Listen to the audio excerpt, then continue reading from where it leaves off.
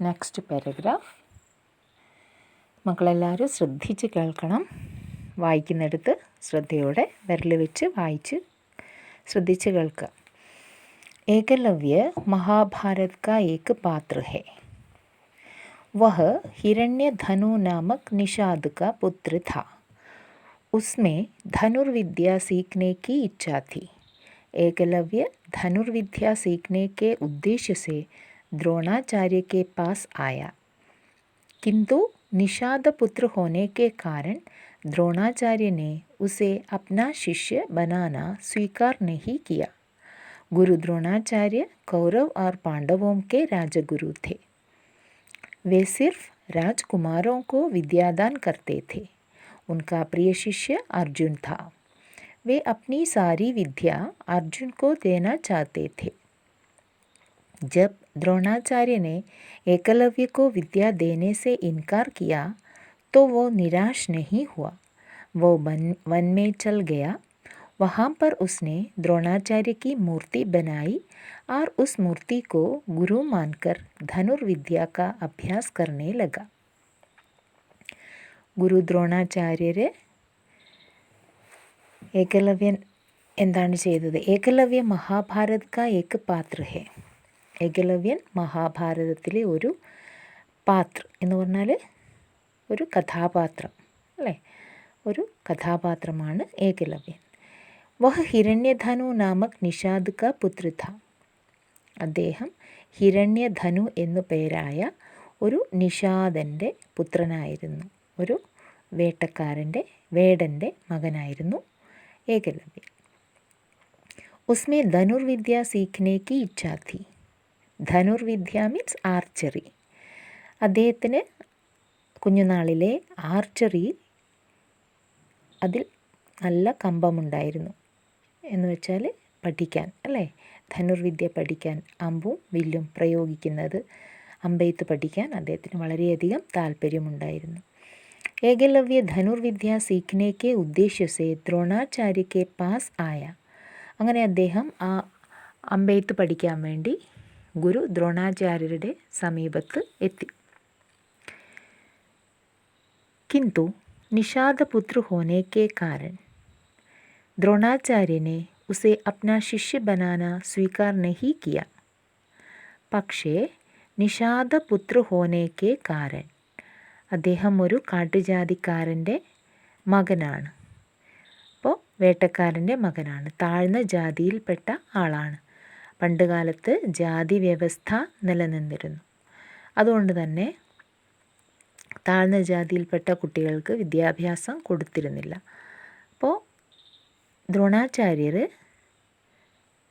ഏകലവ്യനെ തൻ്റെ ഗുരുവായി, തൻ്റെ ശിഷ്യനായി, ഏകലവ്യനെ തൻ്റെ ശിഷ്യനായി സ്വീകരിക്കാൻ തയ്യാറായില്ല. ഉസെ അപ്നാ ശിഷ്യ ബനാന സ്വീകാർ നഹി കിയ. ഗുരു ദ്രോണാചാര്യ കൗരവ് और പാണ്ഡവോं के രാജഗുരു थे. ഗുരു ദ്രോണാചാര്യർ കൗരവരുടെയും പാണ്ഡവരുടെയും ഗുരുവായിരുന്നു, രാജഗുരുവായിരുന്നു. വേ സിർഫ് രാജകുമാരോं को വിദ്യാദാൻ കർത്തേ थे. അദ്ദേഹം രാജകുമാരന്മാർക്ക് മാത്രമേ വിദ്യാഭ്യാസം കൊടുത്തിരുന്നുള്ളൂ. ഉൻകാ പ്രിയ ശിഷ്യ അർജുൻ ഥ. അപ്പോൾ കൗരവരിലും പാണ്ഡവരിലും വെച്ച് അദ്ദേഹത്തിൻ്റെ ഏറ്റവും പ്രിയപ്പെട്ട ശിഷ്യൻ അർജുനനായിരുന്നു. എല്ലാവർക്കും അറിയാലോ അർജുനനെ അല്ലേ? വില്ലാളി വീരനാണ്. അമ്പെയ്ത്തിൽ അർജുനനെ തോൽപ്പിക്കാൻ ആരും തന്നെയില്ല. ആർച്ചറിയിൽ അർജുനനാണ് ഏറ്റവും കേമൻ.